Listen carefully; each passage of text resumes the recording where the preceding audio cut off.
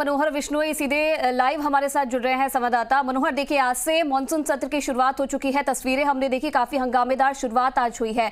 विपक्ष की तरफ से पूरी तैयारी की गई है सरकार को घेरने की, चाहे तमाम वो मुद्दे हों, चाहे किसान कानून को लेकर हम बात करें या फिर महंगाई को लेकर बात करें। कहीं ना कहीं सरकार आज घिरती हुई नजर आई विपक्ष की तरफ से।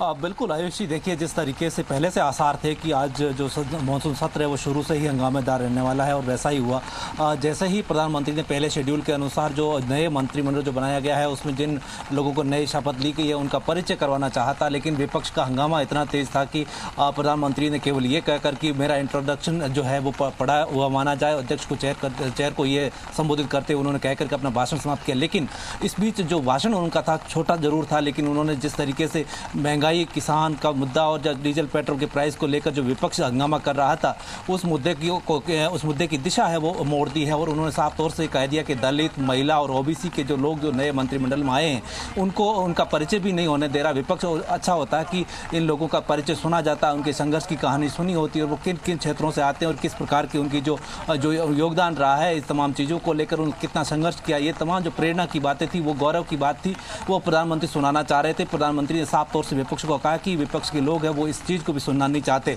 तो ये जो मुद्दा जो विपक्ष लेकर आया था, डीजल पेट्रोल की प्राइस बढ़ रही है, साथ ही महंगाई जिस वजह से बढ़ रही है और जो किसानों का मुद्दा है उस मुद्दे को लेकर के विपक्ष जो है सरकार को घेरने की कोशिश कर रहा था। लेकिन प्रधानमंत्री ने तमाम जो भाषण दिया उससे ये दिशा बदल दी है। अब 2 बजे के बाद जैसे ही कार्रवाई शुरू होगी उसके बाद जो है देखने वाली बात ये होगी कि विपक्ष फिर हंगामा कर रहा है या फिर उसी मुद्दे पर कायम रहता है या फिर प्रधानमंत्री ने जो भाषण दिया उस मुद्दे पर जाकर आगे बहस बढ़ती है।